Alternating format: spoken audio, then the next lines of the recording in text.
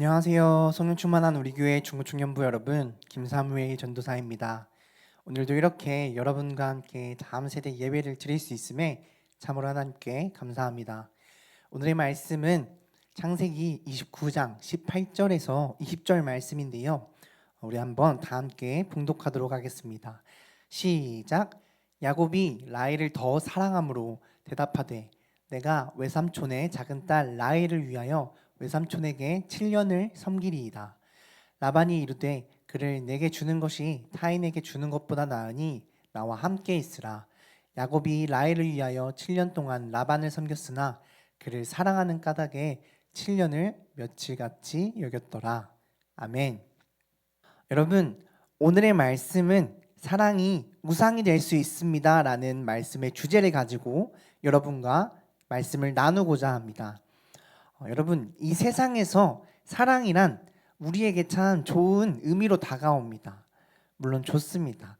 그런데 이러한 사랑이 우리에게 우상으로 변모할 수 있다는 것을 아시나요?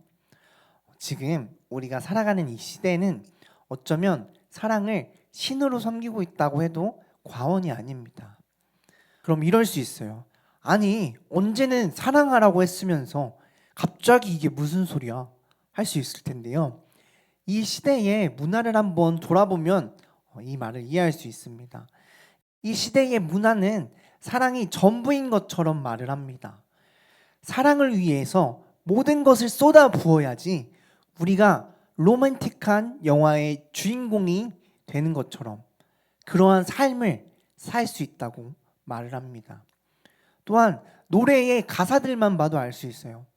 노래의 가사들은 전부 사랑 이야기입니다. 사랑을 잃으면, 너 없으면, 너를 잃으면 난 전부를 잃었어 라고 말을 합니다.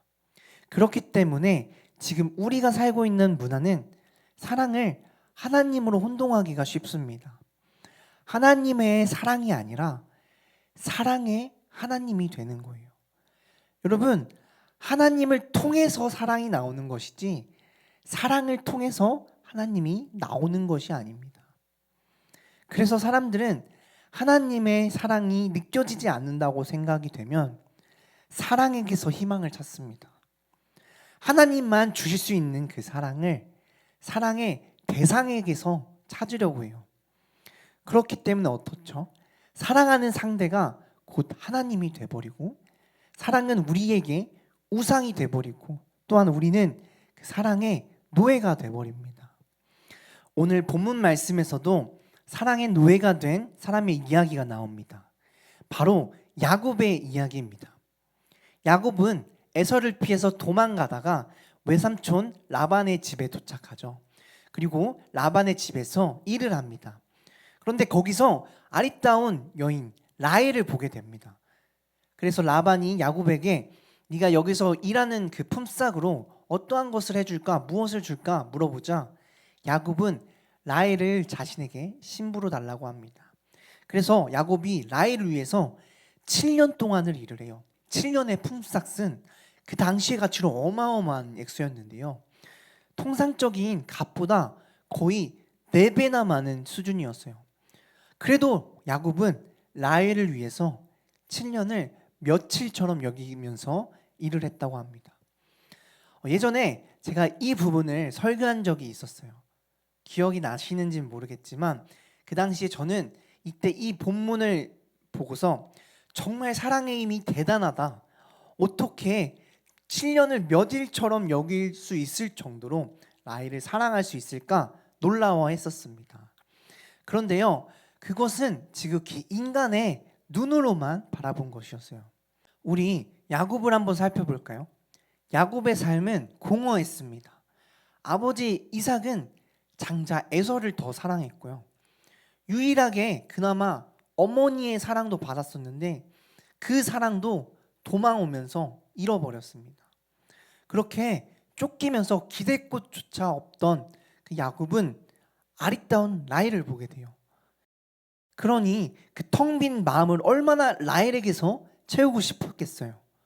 라헬을 위해서 무려 14년을 기다린 것을 보면 야곱에게는 단순한 신부감이 아니라 거의 구세주였습니다. 그런데 그 결과가 어땠죠? 야곱이 라헬을 우상으로 섬겼기 때문에 이후로 수십 년간 그 집안에 우환이 끊이지 않았어요. 레아의 아들들보다 라헬의 아들들을 더 편애해서 모든 자녀의 마음에 상처를 입히고 또 원한을 남겼습니다. 또 그 덕분에 레아도 야곱만큼이나 공허했습니다. 야곱이 라헬에게 그랬듯 레아도 야곱에게 똑같이 그랬어요. 레아의 3명의 자녀의 이름을 통해서만 봐도 알 수 있죠. 레아도 마음의 희망을 야곱의 사랑을 얻어내는 데만 뒀습니다. 이처럼 우리는 사랑하는 대상을 하나님의 자리에까지 올려놓으면서 결국 자기의 흠을 없애려고 합니다. 자기의 공허함을 없애려고 해요. 나는 아무것도 아니라는 그러한 느낌을 지우려고 하고 자기의 존재가 헛되지 않다고 정당화하려고 합니다. 그 대상으로부터 인정받고 싶어 하고 채우려고 해요. 또 그 사랑에게서 다름 아닌 구원을 얻으려고 합니다. 하지만 상대는 하나님이 아닌 인간입니다. 구원을 줄 수가 없어요. 이것이 연인이든 남편이든 부인이든 자녀이든 내가 바라는 사랑이든 그 대상이든 하나님이 아닌 것에서는 얻어질 수가 없습니다. 그러면 여러분 이러겠죠. 아니 그러면 어쩌라는 거야? 어쩌라고 그런 말을 하는 거야? 이렇게 질문할 수도 있습니다. 아니 사랑하지 말라는 거야? 생각이 들 수도 있어요. 그런데 그런 것이 아니에요. 당연히 사랑해야죠. 다만 그 대상을 나의 사랑의 전부를 채워줄 대상으로 바라보지 않아야 한다는 것입니다. 그 자체를 사랑해줘야 된다는 거예요. 하나님께서 우리를 사랑하시는 것처럼요. 성경 말씀이 우리에게 말씀하시는 것은 하나님이 최고야 라고 말하는 것이 아닙니다. 바로 우리의 연약한 인간의 모습, 바로 우리의 모습을 보여주시고 있어요. 하나님의 은혜를 받을 자격도 없고 구하지도 않을 뿐더러 은혜를 받아도 감사할 줄 모르는 그러한 나약한 우리의 모습 말이에요. 그럼에도 레아를 사랑하셨듯 그런 우리를 사랑하시는 하나님의 사랑도 담겨져 있습니다. 여러분, 이제 여러분과 저에게 마지막으로 질문 하나를 하고 마치려고 합니다.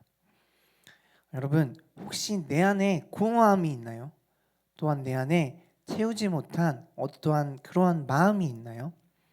그렇다면 여러분, 그때가 바로 하나님의 사랑을 구해야 할 때입니다. 목이 말라 병에 들어있는 물을 다 마셨다고 해서 다른 물, 저 물병, 이 음료 찾아 마시는 것이 아니라 내가 왜 목마른지를 알아야 합니다. 눈을 돌려서 다른 것에서 그 사랑을 찾아서 나서는 것이 아니라 오로지 하나님에게서만 완전한 사랑을 구해야 할 때입니다. 그리고 마음이 채워져 있다면, 마음에 사랑이 채워져 있다면 그것이 어디서 채워지는 사랑인지를 한번 돌아보기를 소망합니다. 그것이 영원한 것인지 아닌지를 오늘의 말씀을 통해서 여러분의 뜨여진 눈으로 바라보고 분별할 수 있을 것입니다. 여러분, 우리 모두 이제는 하나님 안에 거합시다. 그럴 때에 우리 안에 마르지 않는 샘물이 넘쳐날 줄로 믿습니다. 또한 그러한 저와 성령 충만한 우리 교회 중구총 여러분이 되기를 주님의 이름으로 간절히 소망합니다.